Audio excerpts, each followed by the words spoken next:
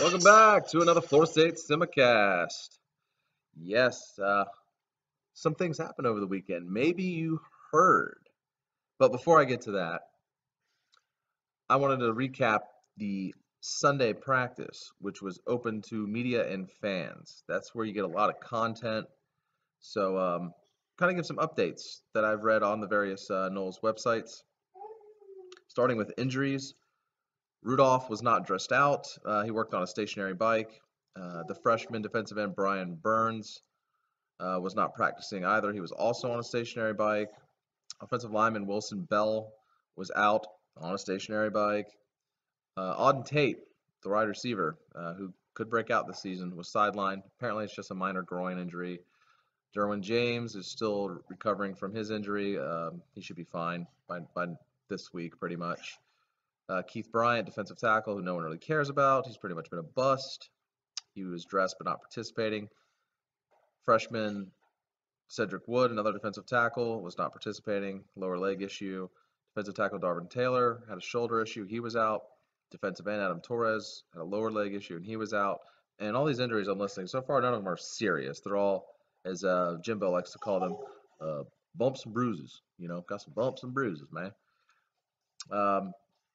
As far as the practice went, you saw Cole Minshew and Rick Leonard on the right side of the offensive line. That's becoming more the norm lately. So we'll see if that continues this week during practice. Other than that, Logan Tyler, Ricky Aguayo continue to share the kicks. And Tyler and Steed, who's a transfer from Oklahoma State, they continue to share the punting duties. And Tyler is the likely winner there. Apparently, according to the media members, he can boot the fuck out of it.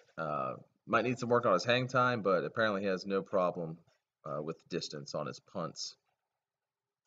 So, punting, yay, exciting. Team pictures were taken yesterday. The photos of the new club section are available. So if you want to Google Doak Stadium renovations, do so, because it's really starting to come together and it looks pretty badass. The seats in that area are just garnet and gold in different areas, and the canopy or the awning hanging over the club section, it looks really cool because they're being held up like by spears, so to speak. Not real ones, of course, but they look cool as shit. So definitely check that out. The scoreboard appears to almost be done. All the video board panels are pretty much on. It looks cool as shit. Other practice notes, I'm kind of searching right now because I've tried to do this off memory, but sometimes forget, and I don't want to have this go too long, so rather than try to remember, I'm just going to go to it. Okay, on offense, Francois, of course, led the first team offense. No shock there. Took the majority of the reps. And as far as the receivers went, it was Whitfield, Bobo, and George Campbell was with the first team, which says a lot about Ermon Lane. I mean, at this point, I probably not expecting much from him. And you hear my little girl in the background; she's interested in what I'm saying. Izzo was, of course, the first team tight end. On the second team, you had Jock Patrick and Costantino go, and the freshman tight end was Upshur. I think Ermon Lane found himself on the second team offense. On defense, in the six defensive back package, you of course had Sweat and Walker as the ends, Notting Christmas in the middle. Hoskins was the sole linebacker, and the DBs were McFadden and White on the outside. Westbrook and Marshall worked as the deep safeties. Levante Taylor lined up at star. And Nate Andrews was in the money roll, lining closer to the line of scrimmage. That's about all as far as the practice goes, But the biggest news, and the song I played at the beginning was called Little Secrets by Passion Pit. There's no secret anymore who's going to be the quarterback at FSU. It's Francois. Previous podcast, I mentioned how I saw Smag kind of limping. And he's hurt. And it's actually the foot that he did not injure in the bowl game. He has some kind of stress fracture in his right foot this time, and he has to get some screws put in. And he's out at least a month, so he could be back, according to Jimbo, by game 2 or 3. I hope it's by game 3. I mean, game 2 was Charleston Southern, so who gives a shit? But I'd like him back by game 3 because it'd be good to have a veteran backup quarterback just in case Francois gets injured. Because if Francois gets injured in games 1 or 2, I mean, whew, things are looking pretty grim with Costantino, true freshman Henry as the next men in line. That's not what you want to see. Thought Francois would win the job outright anyways, but now you can just put it to rest, and now he can get the majority, if not all, the first team reps. I mean, he's got to get a breather at some point, but I think this can kind of be beneficial. I don't want to look at it as negative. It sucks losing McGuire because you'd like to have a competent quarterback waiting in the wings in case the kid just gets hurt or just is totally terrible. But the bright side, which is what I like to look at, is Francois is going to be totally immersed now as the first team starter. Jimbo's going to put all his effort into getting him prepared instead of kind of splitting it between him and McGuire. But who is Deondre Francois? And that's the other thing I want to gloss over. And I'm going to go ahead and look at some high school highlights real quick in case no one's ever seen him throw, and some of the spring practice, or the spring game, rather, highlights. So let's take a look at those real quick. Okay, well, let's jump right in here. This is Francois at IMG, his senior year. And IMG has kind of been a pipeline for FSU. So let's take a look at Francois real quick. Here he is in the shotgun. Throws a deep pass. Let's stop that right there. Literally, his receiver is the only person that could have caught that.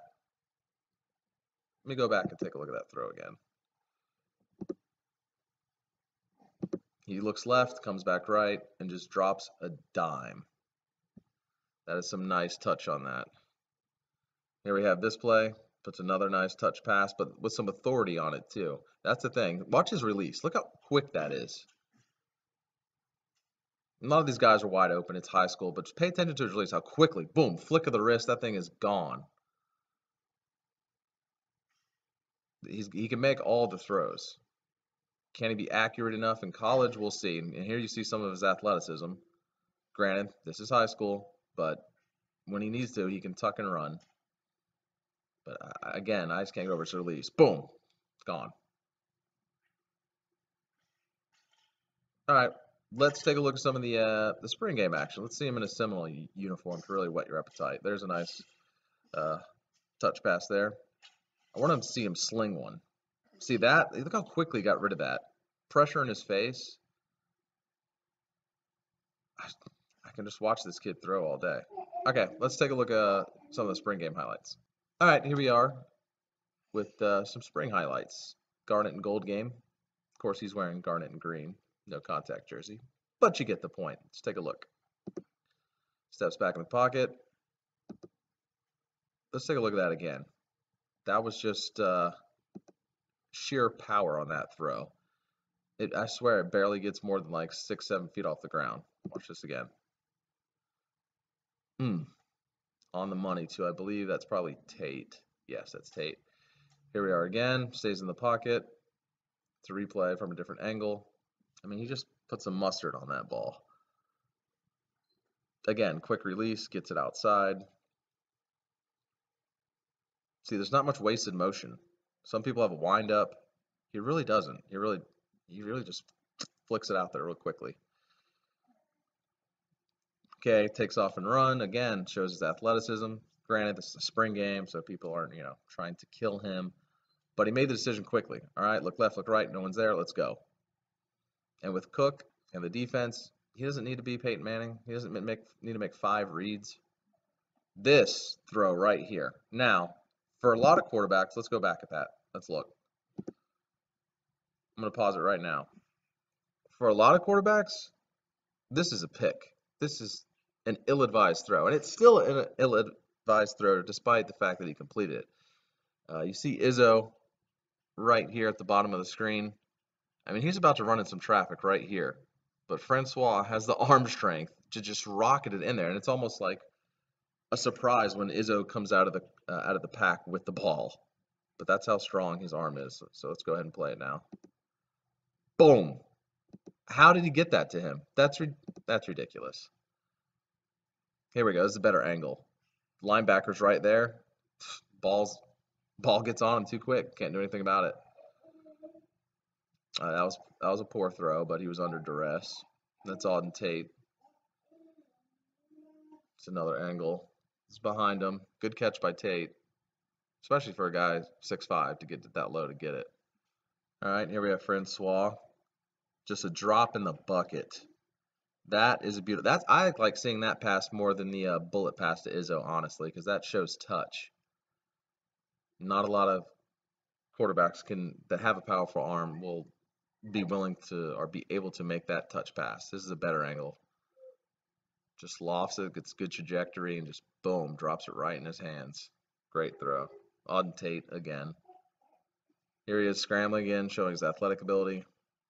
I mean, this could be a huge weapon. Like, you don't even have to make design runs for him, you know. You don't, especially with McGuire out, you don't want injuries to Francois. But he could really kill him on the kind of the improv runs. All right, that was a pretty sick throw.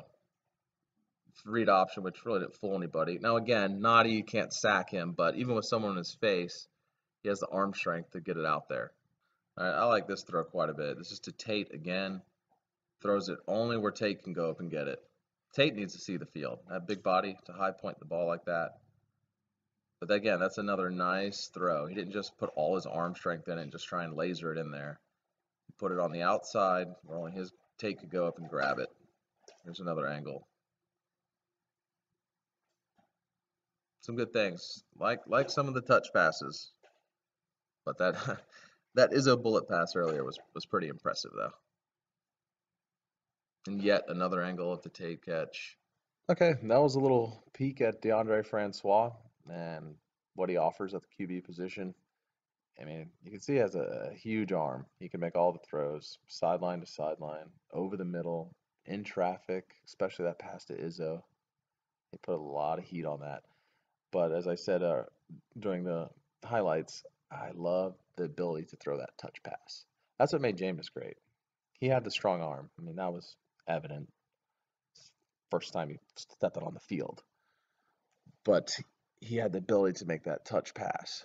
Now, what I'm curious to see, and I didn't see a ton of this in the highlights that we were just watching, but does he have the anticipatory throws? Those are the throws that make you great, make you elite. That's what made Jameis great. He had a strong enough arm where he could have just, once the guy was open, get it to him.